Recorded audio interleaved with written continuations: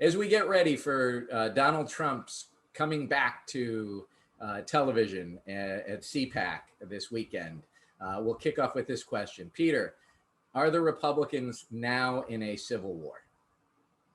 Well, of course they are. I mean, all you have to do is look at the miserable looks that moderate and moderately conservative Republicans have, particularly in the Senate each day.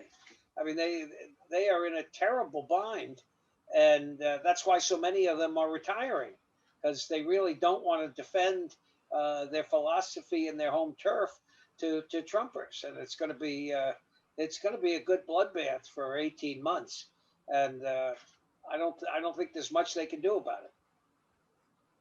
Thurgood, agree?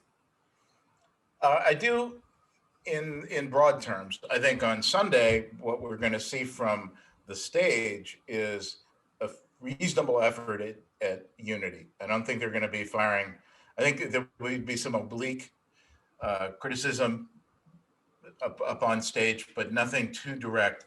I think the evidence of the brewing battles within the party will be in terms of the attendees and how carefully they police the audience. I think will be one of the issues, whether, because I think this event has now suddenly become a magnet for the anti-vaxxers, the anti-maskers. I would suspect the gun crowd is going to be in force. And then, of course, there'll be questions about what of those various rules are enforced at the door. And then the paraphernalia, the attire, the T-shirts, the Camp Auschwitz. Yeah, that's where if there's evidence of continuing battles within the party, I think it'll be more likely in the audience and in the hallways than up on the stage. Well, my concern is if Trump is politically smart, and more often than not, more often he isn't, but if he is, he will stick with one issue in this speech, and that's immigration. And he will hammer. I mean, that's the issue that he ran on, primarily in 2015, 2016. Mexicans are rapists. We need to have a Muslim ban. We need to build the wall and let the Mexicans pay for it. And if he just attacks the Biden immigration proposal, the 8 to 10 year pathway to citizenship, the lowering of deportations, not having as much border security, could he then get the Republicans all to stay on that side of the immigration issue, even though it's the wrong policy and even though it's wrong for the party in the medium to long term? But could he actually help avoid a civil war if he were to do that?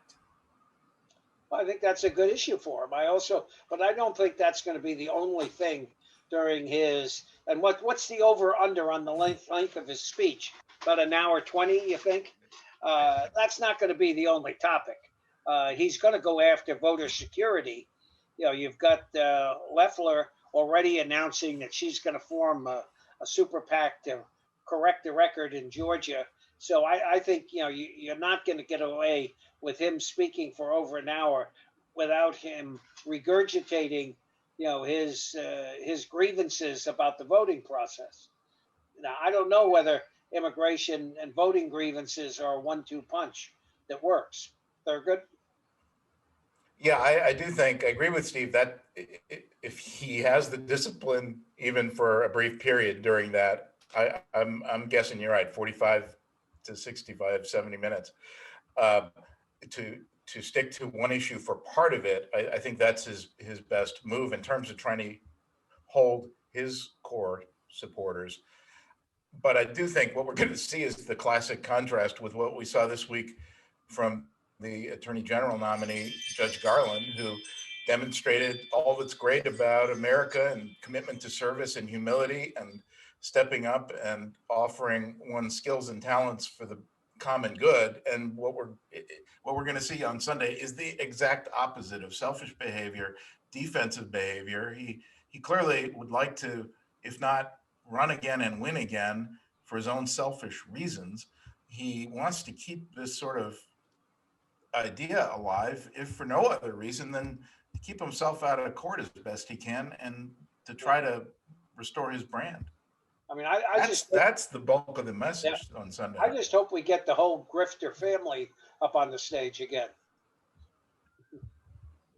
Well, and that's that's, I think, you're going to look at CPAC, and then you're going to have to look at how they're actually going to govern. And if the Republicans hold together and vote en masse against the stimulus package, which has about 2/3 support from the American people, I mean, I think you could really then see a civil war brewing, where the independents and moderates even leave the party more than they're already leaving.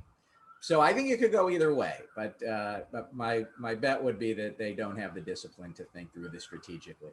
And I think they're going to make a deal to satisfy Manchin on the minimum wage. They're going to get 50 or 51 votes. They're going to jam that thing through, and they're going to pass it by not this week, but the next week. And it's going to be a good victory for Biden.